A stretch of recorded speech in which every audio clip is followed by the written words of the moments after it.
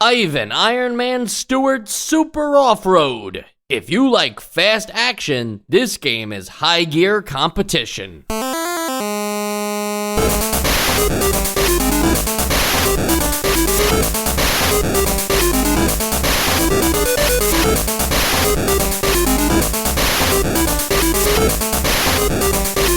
And welcome to Nostalgia, a chronological exploration of every NES game released in North America. I'm Mike. I'm Sean. And I'm Joe.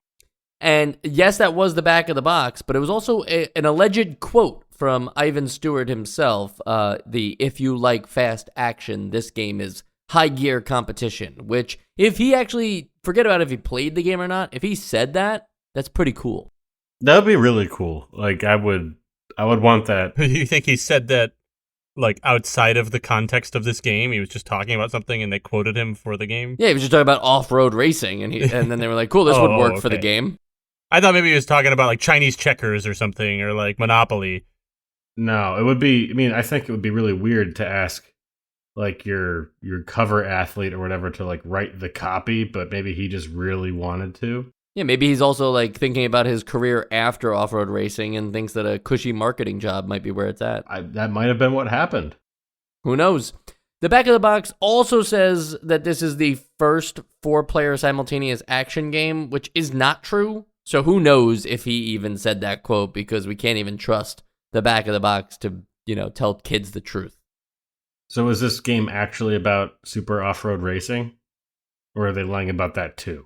It is definitely about off-road racing. Whether it's super or not, I guess, is what the essential games list is for later on. But just to clarify on the 4-player simultaneous action, the back of the box lies to you, and you buy the game based on that assumption of like, wow, the first time 4 players, even though there's probably a few 4-player NES games at this point.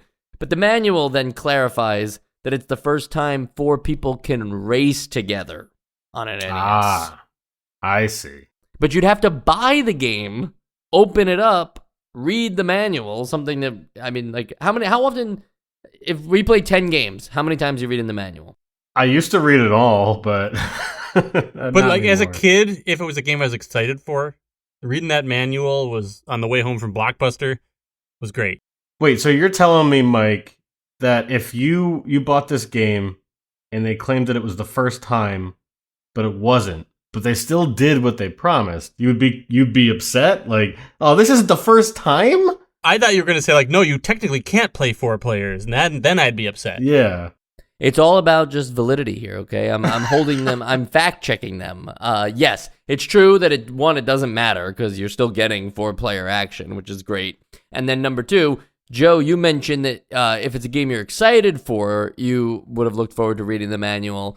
I don't know if I would have read the manual for, even if I got this game, for this kind of game, like a racing game. I feel like this is just kind of something that, like, you just turn on, you drive a couple laps, you hope you get first place, you turn it off, you revisit it in a week.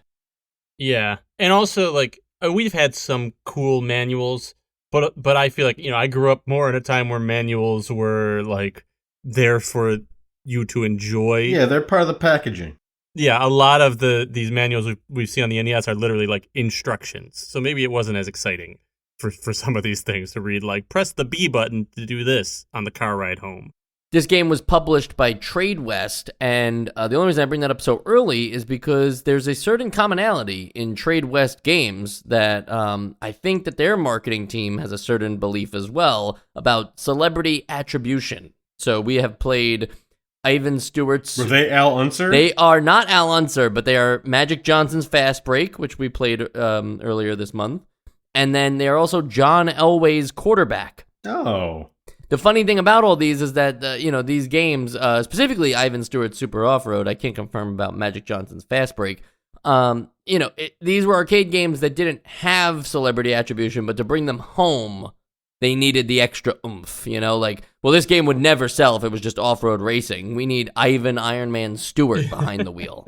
I'd buy anything with Ivan Ironman Stewart's name on it. Are you guys more familiar with Ivan Stewart or Al Unser? They both sound made up to me. Yeah. Well, who has the cooler name? Ivan.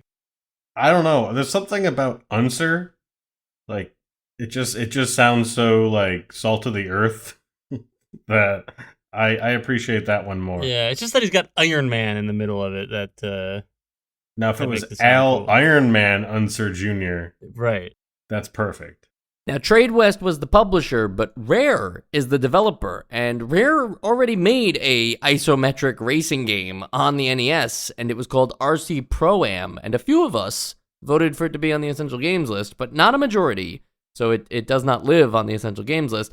But are you surprised to find that out? Were you thinking about RC Pro-Am at all while you were playing this game? Oh, Yeah. 100%. Yeah. I mean, it makes sense that they would, I guess they would hire the people that did the game that was like this to make a game like this.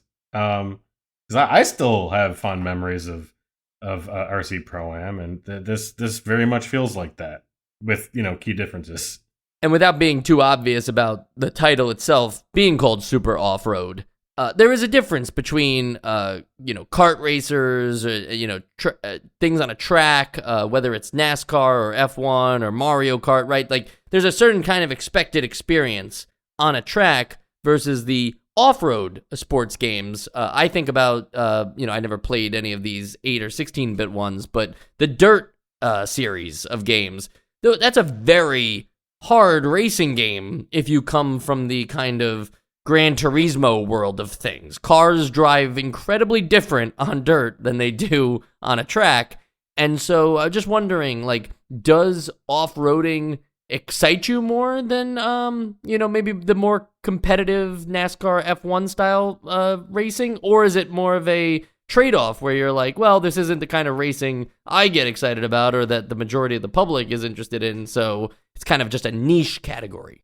I mean, me personally, who is not really into racing of any kind in like the real world, I think off-roading sounds cooler to me. So like NASCAR, again, I could be totally wrong here, but it feels like it's just more purely about speed.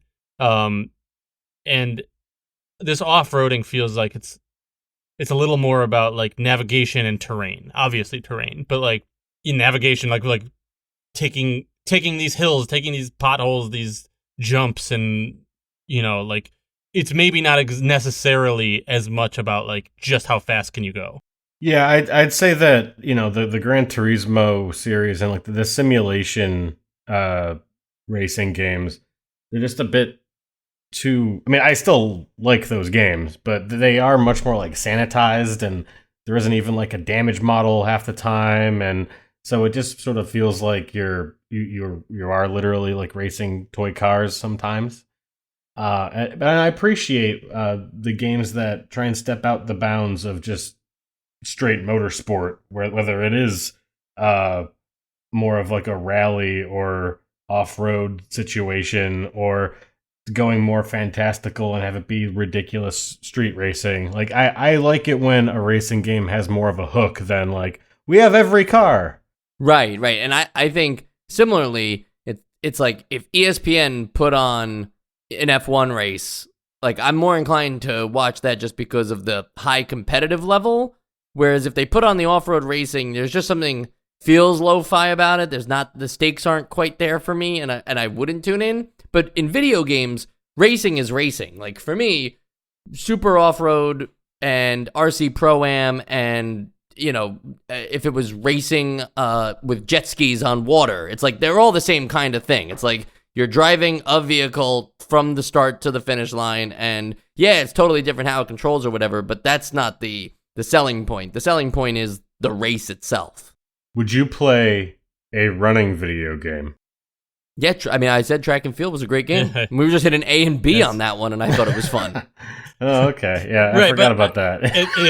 I was, as soon as you said that, that's what I thought. I was like, I know he's going to go track and field here, but I don't know. I do think that like, yes, obviously it's a racing, like racing is racing, but there's a difference to like the difficulty of the racing being this like maneuverability and dealing with the like obstacles on the road, as opposed to like you have a largely clear space and the difficulty is like, how can you go faster than the other guy? Like that, it does feel like a different type of sport. And anyone who knows anything about NASCAR or any sort of racing is probably like cringing at how little I seem to know. But like that's just like my layman's view of it.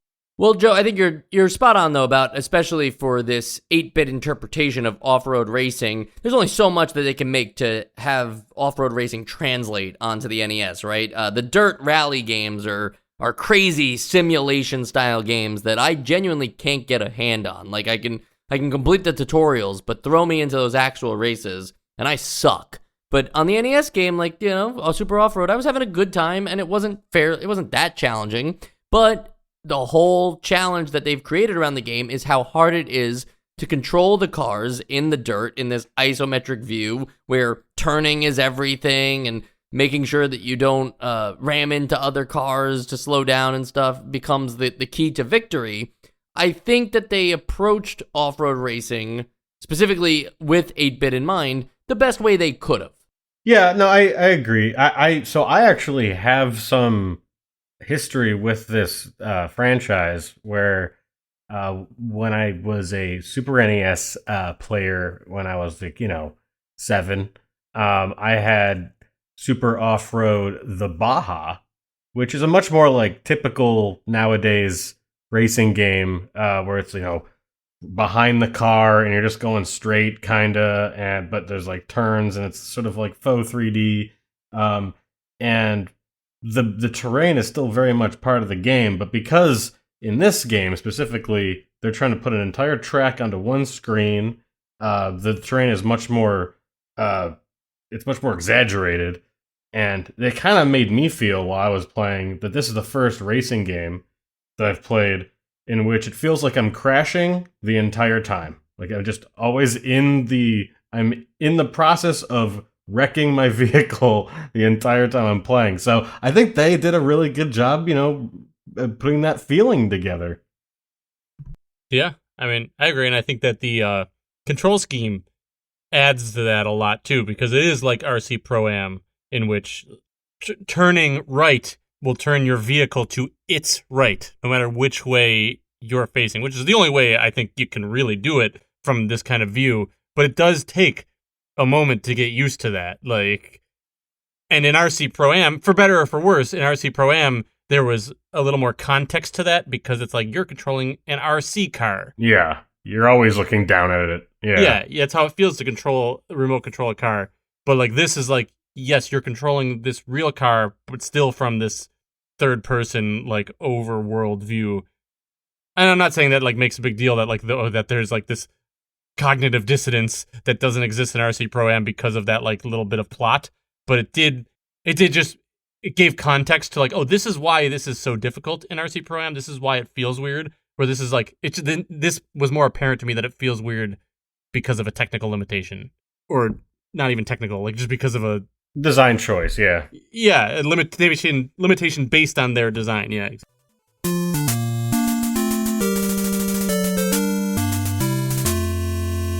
And there are some major differences between RC Pro-Am and Super Off-Road, but I think Sean mentioned the biggest one, the one that is kind of a love it or hate it feature, and that is that in RC Pro-Am, you only see, what you're currently driving on and maybe like 5 feet ahead. They have arrows guiding you along and so that you can anticipate the turns and everything. But if I recall correctly, that was one of my complaints, was that the speed at which you drive and the view at which they're giving you, there isn't really a lot of ability to anticipate, especially with the arrows.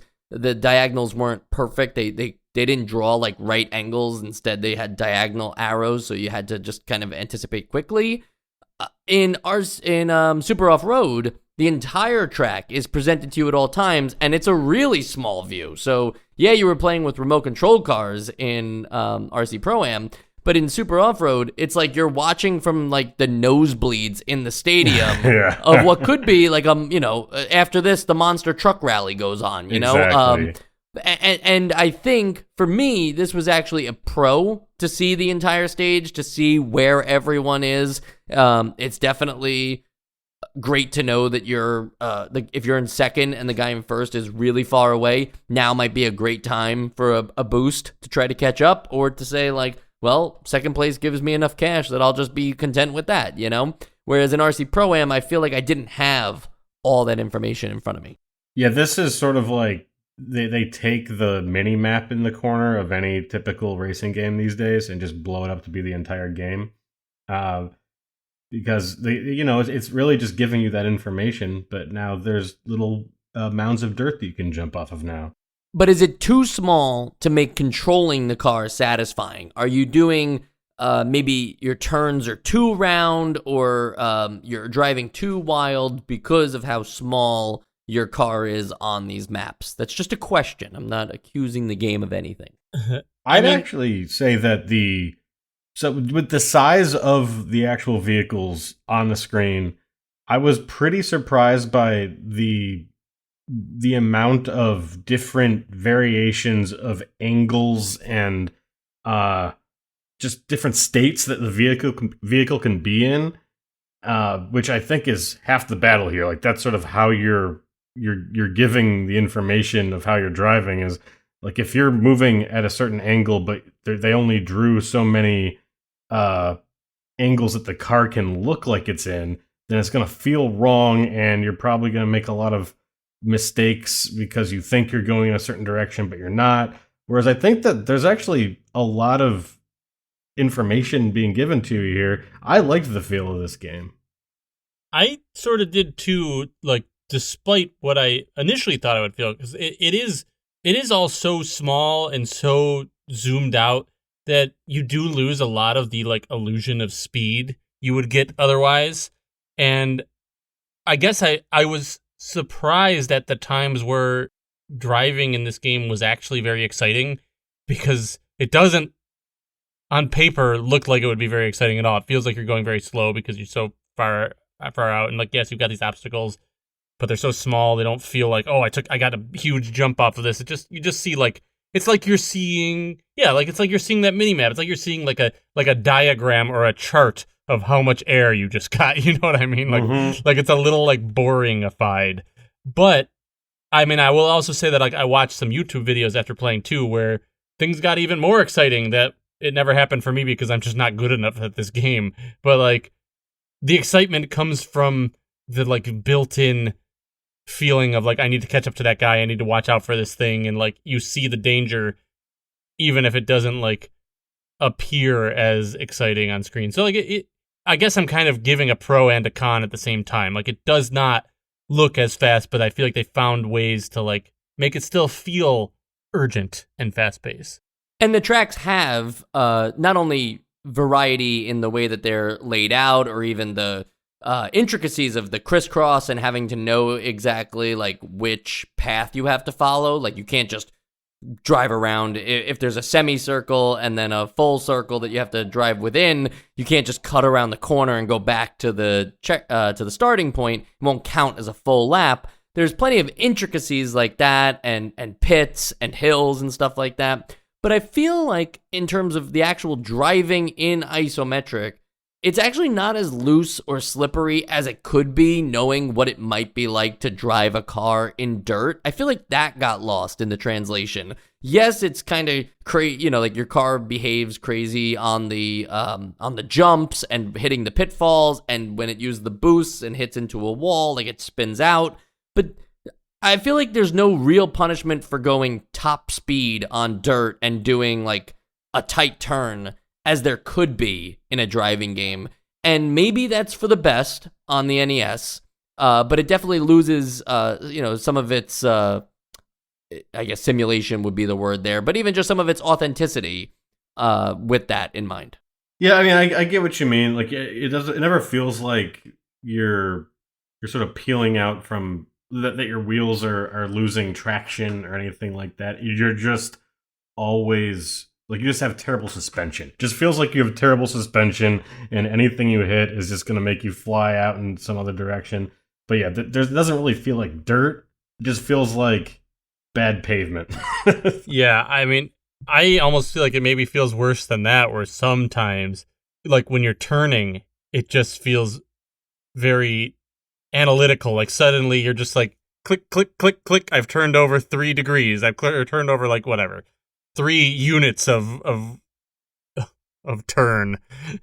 Instead of, like, on the straightaways, when you're actually, like, interacting with the obstacles on the ground, it feels much more wild. But yeah, the whole turning thing, it feels like now it is this perfect curve, this perfect Bezier curve or whatever that I'm turning on. Yeah, it feels very calculated. Which could be good or bad. I don't know. Yeah, and I'm not. I mean, I don't know.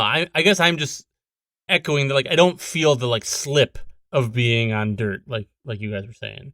The main mode of this game, the only mode of this game, it does lack a track. What do you call those? Like time trials. It doesn't have any of that. Instead, you just select the number of players, and then you enter this career mode of sorts where you start off with the qualifying races and continue to move on through. Man, like I feel like it's like, I think it tops out at 99 or something like that, but don't quote me on that. I did like 15. Yeah, but basically the idea is that you and 4 of your friends, we'll just talk through the whole mode as if it's you and 4 friends, sign up for which country you want to represent and everything, and you start the game with 0 cash and go right into the first qualifying race. You then win money from both finding it on the track, which is a little like unnecessary in my opinion, and then also just winning the race, the natural way to win money in a game. But the prizes are distributed between first, second, third, and fourth, so you don't have to win first place to win cash to then upgrade your car. And it's actually pretty easy to win big later on, provided you just make any kind of semblance of money early on and spend it, I'm going to say correctly, but I don't know what the heck I'm doing. I just was like, tires sound good. Like, let's build tires. Like, yeah. I just like kept buying all the nitro because that was the most, the quickest path to satisfaction. I don't know. Yeah, no, it'll definitely boost you all the way to first place. And since you can stock up on those too, I'm sure that also cops out at around 99 or whatever. Like, you can have so many of those, might as well stock up on them. It's essentially like the other ones are stat points, right? So it's like your tires are this good, your shocks are this good, your acceleration is this good, and things don't cost that much. It's kind of weird. So I think that there is a problem here where it's not like you can't win the first race. It's not like your car sucks so bad that you're finishing in fourth, and now it's like, well, kid, you just got to continue to persevere, get that cash, and continue to build up this car, and maybe one day you'll finish in first place. It's like, no, you probably finish in second on the first race, second again on the second race, and now your car's awesome, and you've learned a little bit about the driving, so now you're going to first. And I'm not saying you're going to get first every time, but you're winning enough cash between first and second place that you're able to continue to just get a better and better car with little repercussions in terms of setbacks from the actual game, especially if you're playing with just 3 other friends, because then it's just the skill of your friends and what they're adding on to their cars versus what you're adding onto your cars, not necessarily any kind of computer enhancement. Yeah, one thing that I did appreciate about this game is it's very egalitarian. Like whether or not you finish in first or fourth, like yeah, you get some money to improve, but they also there are identical brunette. There's these leggy brunettes that they'll give you whether you're on first place in the podium or on fourth place in the podium. Like they do not care if you won or not. They're always there. It just feels like the game is trying to tell you, like, you know, you're doing okay. You know. Yeah, you should get like the guy who works the counter at the local 7-Eleven if you're in fourth place. Because 7-Eleven sometimes have gas stations. That was where I was going with That's the car. true. There are gas stations that are right. No, Sean, you're right. And look, to be honest, it only enhances, I guess, like the longevity of the game, so that if you do suck at it, eventually you'll just have a good enough car that you can persevere on. And it doesn't do the Al Unser thing where you can just play as Ivan Stewart and have a totally maxed out car like you could with Al Unser. But I'm just saying, like, it don't take that long. I feel like by race 6 or 7, if you finished in first place the majority of times, you could have a almost fully decked out car. Yeah, I appreciated this, like, kind of customize your car boost. You know, it gives you like a incentive to do well, and it makes it feel like you're building your car, as you go. You're building your car, but it all sort of felt to me a little arbitrary. It felt like I'm, picking things, not necessarily noticing the specific benefits, but then it just feels like it's a little quick to max out or to just get really good. And I don't know, just something about it. I can't really put my finger on something about it. I just didn't feel like that satisfaction of like, oh, I chose this and now this is my car and I'm really getting to experience like the consequence of the result of my choice. I was definitely being cheeky earlier about the brunette thing. What really is happening here, it's a very shallow system that's just, I think this was just their grasping at straws to give it any kind of value outside of playing with friends. And I don't really think that like you need this upgrade system if you're playing with friends. It's just, you're going to have various levels of skill among you instead of you versus 3 identical computers that are tuned to be harder or easier to race against. I think that's really all it's there for, is to feel some kind of progression when you're playing alone. But taking a page from Gran Turismo or even a Final Fantasy game, it's like the first tire upgrade is 40,000. Great. And 40,000 is not that hard to get. But in Gran Turismo, right, if you want the best tires, they cost more than $40,000. They're going to, that's not true, but it worked with the analogy here. You just buy all the tires and you'll have better tires. Right. And in Final Fantasy games, my point was that, like, you buy the sword for like $10.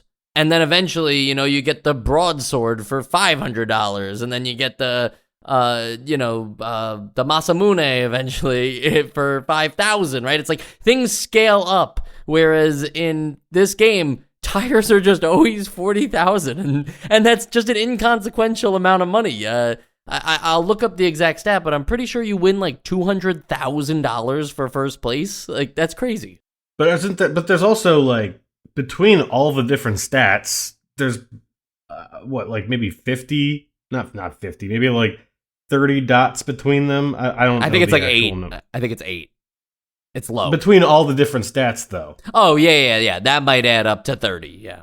Maybe you're not always going to dump that all into tires, so the amount of budget that you give to tires isn't going to be 200,000. Yeah, but the most expensive thing is top speed at 100,000, and you can upgrade that twice just by winning a single race. Like, then your max top speed happens by race 6 of 99.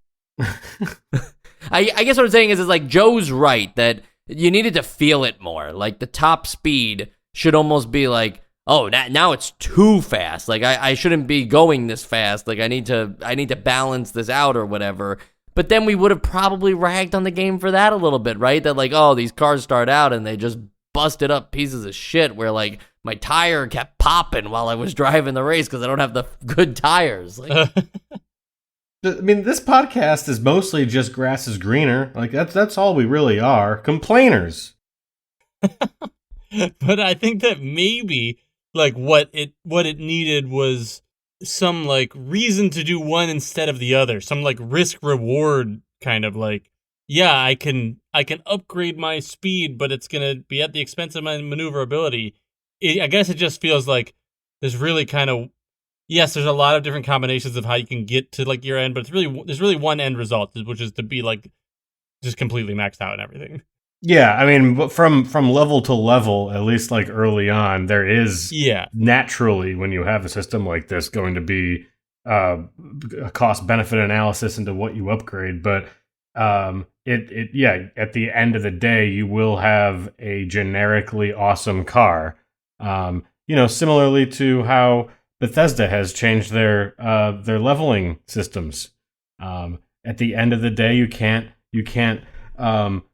be a character that is unique. It's always going to be a god. Sorry, Joe. Sorry. No, but like, you know what though? Like, that is something, because I guess you're referencing that I am very into Starfield, even though it's very controversial whether or not it's good or not. But I'm loving it. But I haven't gotten far enough in the game to like get to a point where it's like, okay, I've maxed out everything I wanted for my specific build, and now I just do all the other stuff.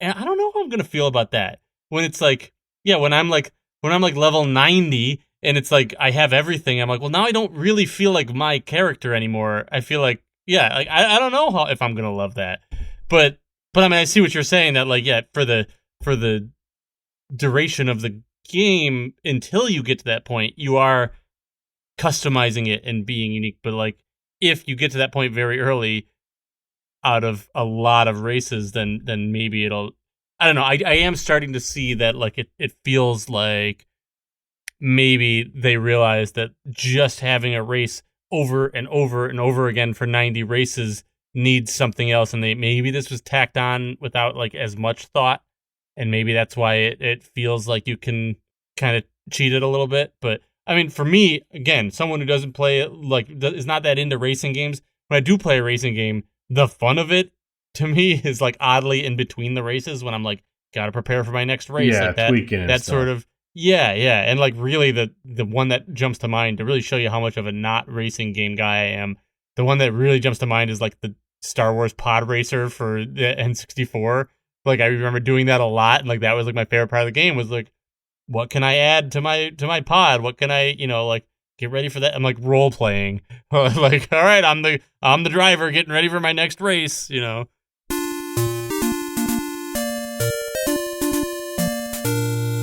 So the gist is the driving and the races themselves, great. The mode may be leaving a bit to be desired, but I will say that and I don't speak for everybody, but the system for the mode, like the way that it divvies out, like the pros and cons of first place and last place, is a pretty unique system. Forget about just in a racing game, but just in general in a 4-player competitive kind of game, where if you finish in first, you gain an extra life, and everybody starts the game with 3 lives. And I know that's kind of weird in a racing game, to have lives, but follow me, Sean.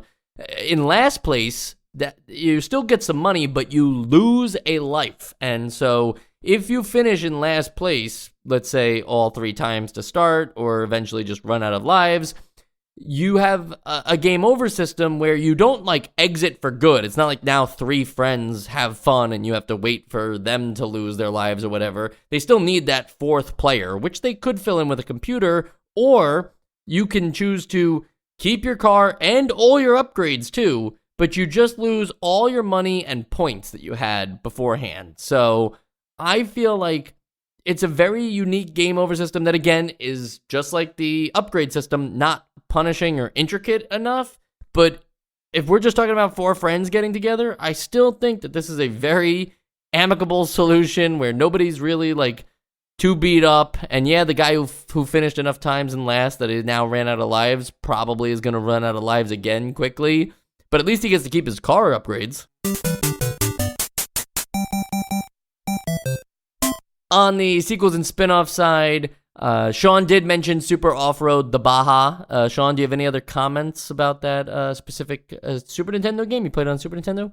Yeah, Super Nintendo. I'll say that even though it has changed perspective and it's much more visually impressive, it also just feels like you're crashing for the entire game. So, but which I apparently like. So take that as you will. So I imagine it's using that Mode 7 hardware that the Super Nintendo had to do like a 3D effect? I would imagine. Just I feel like it's a bit more advanced than Mario Kart. It's funny, we're obviously like more in the weeds of video gaming than casual people are, and I feel like people who listen to this also, if you're going back to listen to NES games, then you're cool with it. But like, it's weird that we all know what Mode 7 means and looks like. Like, that's just, it's such a generic thing. It's not like they called it like the Super Nintendo 3D effect or something. Like, they didn't brand it, they just called Mode 7, and everybody's like, yeah, I know what that looks like. Was it even like consumer facing, being like, we're using Mode 7, or was it just like, wow, cool, 3D, No, I think it's now popular because like learning about the technology is kind of niche popular now. Right. Like, I just know it through Final Fantasy VI. Like, that's like my understanding of it. And then I like learned about other stuff later, but like I wasn't sure if it was like, if they like advertised like, all right, kids, check out Mode 7 on the Super Nintendo. Because I think Mode 1 is just like an image.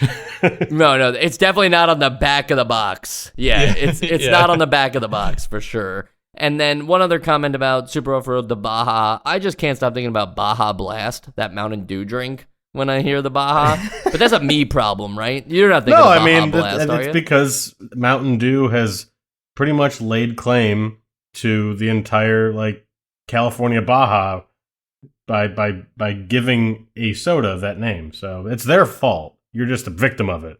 Can I tell you guys something? Baja Blast, it's fine.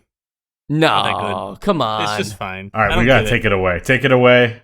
I don't understand. You can cut this out if you're afraid that we're gonna lose listeners or something, but I don't understand. We just need to start the Essential Games list right now, or I'm gonna get very angry.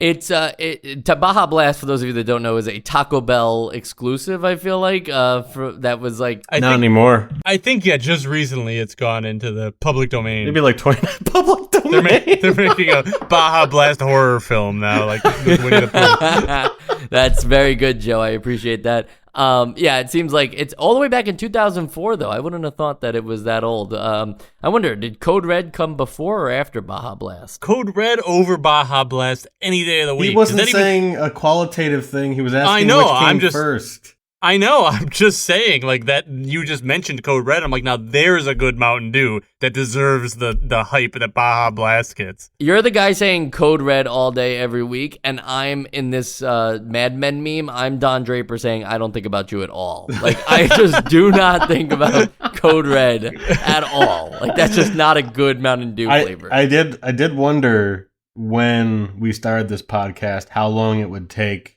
for us to debate Mountain Dew flavors and really just live up to the stereotype. And I'm just surprised that it took this long. Yeah, I feel like we're, I don't know about you guys. Don't drink a lot of Mountain Dew. Yeah, I don't. I don't know the last time I had one, to be honest.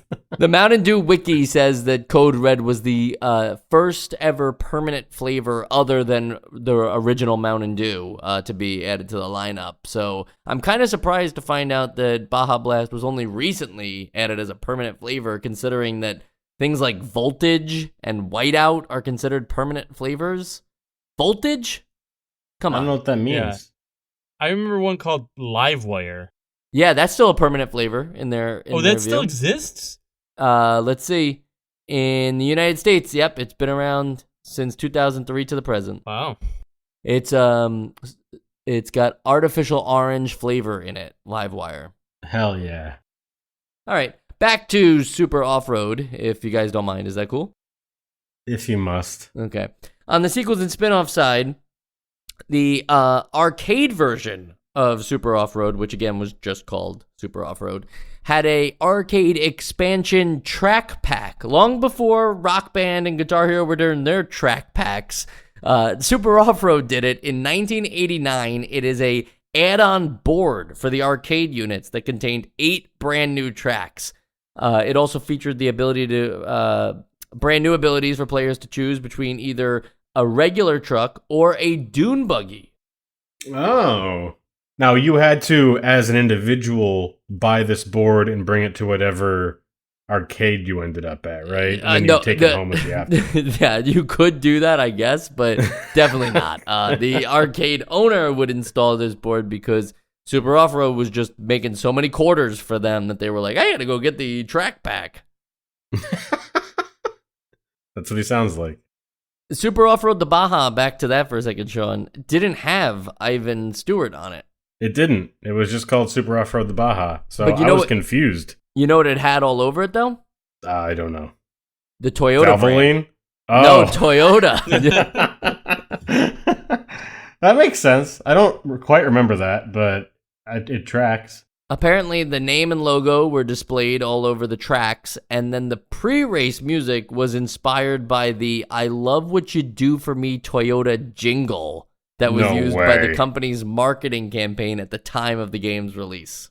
That's pretty crazy. Didn't know that. And in 1997, an arcade sequel, Off-Road Challenge, was released. This time it is a third-person 3D driving view like, I guess, Super Off-Road the Baja was. And it was eventually ported to the Nintendo 64 in 1998. And then it got a second sequel for the Off-Road Challenge called Off-Road Thunder in 1999. And then that came to consoles under the Midway Arcade Treasures series, but not until 2005. Did you guys ever buy any of those things, like for like collections of arcade games for your PS2 or Xbox? No. I think I might have had one. I don't know if I bought it. Like someone, maybe like my mom found it at a garage sale or something, and was like, "Oh, 180 video games. You'll love this." And then I like played like 3 of them or something, and then moved on. But yeah, never really went out of my way for them. It's funny because like the arcade treasures to me are usually like, you know, oh, it's going to have Pac-Man and Frogger and, you know, it's going to have like stuff that like I could always play anytime. Like it's not hard to get access to Pac-Man, but to find out that an arcade game made in 1999 was then released part of like a compilation pack, like that actually does sound like, yeah, I wouldn't have bought it at the time, but now I'm kind of intrigued.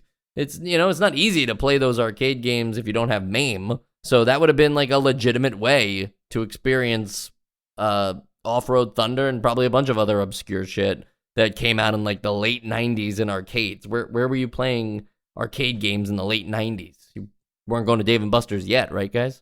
I had like, you know, a few local arcades still. Oh, interesting. To be honest, I didn't really play a lot of like actual arcade games, you know, really in my youth. Joe, you might not have played a lot of arcade games, but you have done something a lot, and that is the essential games list. You've done better. All right, so let's start with the RC Pro-Am versus Super Off-Road. I think I'm giving it to Super Off-Road, which sounds kind of crazy. It's definitely easier to drive this car, easier to tell what's going on, easier to win, so that's a huge plus. Racing games in general are not something. This is my problem with the F-Zero series. I don't want to start in 30th and then finish in like 14th. Like that doesn't feel good. 14th, you want to be like first, second, or third. You need to be on the podium. Mario Kart's got it right where you have like 8 other people that you go up against. Now it's 12, and I think it's the Mario Kart 64 is the one where, like, if you finish in 4th overall, they do an extended cutscene where your character just drives to a corner while a celebration is going on and then bombs themselves. Like, that's how bad it feels to get 4th place. That's how it feels in every game. So I'm kind of glad that this was a game I could win at without being ridiculously good at either. That said, it's a pretty shallow game too, and it is a little disappointing that within like 15 minutes, I felt like I had experienced the game and was now like, well, better get some people together so we can all play this game and have a good time.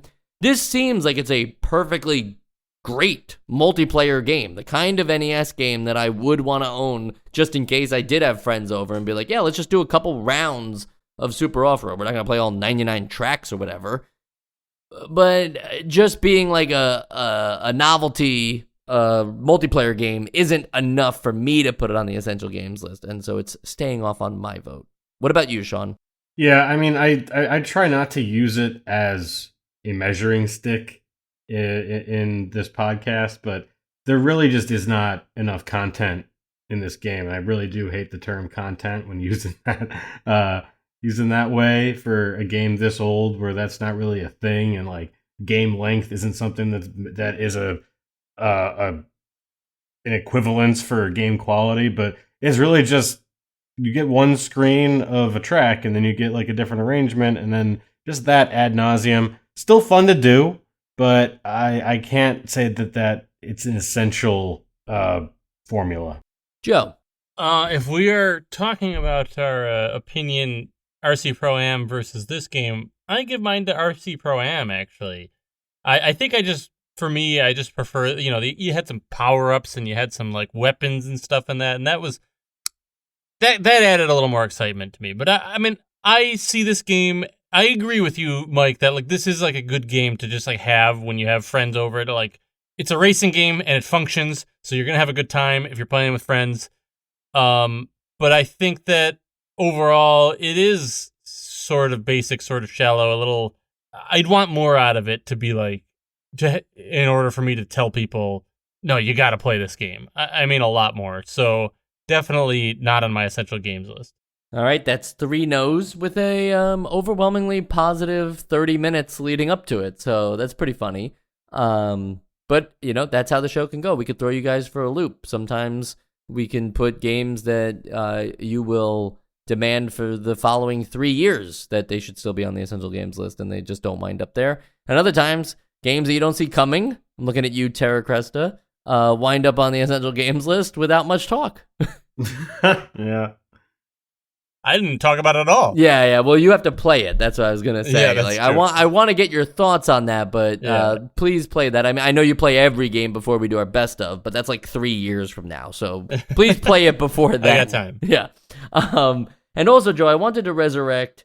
Actually, no, it wasn't you who said this. It was Sean earlier about the running video game, and like, would I enjoy a game that was about racing, like track and field or cross country or whatever. And I just wanted to say that any kid that has ever participated in their high school level or junior high level cross country or track and field has thought about this on a mandatory run at one point or another of how to make a good running video game. And like, what would you do? What would the controller be like? And how would it work? Like, would it just be like a rhythm game where you have to tap the right buttons? Would it be like QWOP? Yeah, I think it'd be QWOP. Yeah, and actually, I've decided that it's none of those things. That the only good, whether it's track and field, cross country, marathon running, the only good racing game that you could get for that kind of running, like on your feet, would be some kind of, it's Football Manager, but you're the coach of like you're the coach of like Nike or Adidas or like one of those teams, and you have to recruit new players, or you could be at the college level, you could be at the pro level, the Olympic level is like the the dream, and you have to manage these people's schedules, their rest time, their problems, and you just have to be the coach. And it's more like a game where there's spreadsheets and grids and stuff like that. Yeah. That's the real version of the fun way to do that. I could see a funny Mario Kart-esque running game where you're just runners. You pick up power-ups, you pick up banana peels, and you shoot like guns at each other. I don't know. Joe, you need Mario and Sonic at the Olympic Games in your life. Oh, is that how that goes? I never actually like. I don't was think gonna that say there's- it sounds like you're just describing Grand Theft Auto. But Yeah, I was gonna say I don't think there's guns. Yeah, but Grand Theft Auto is not a race. It's not a foot race. It's can. It's like a kart racing game, but on foot. Okay.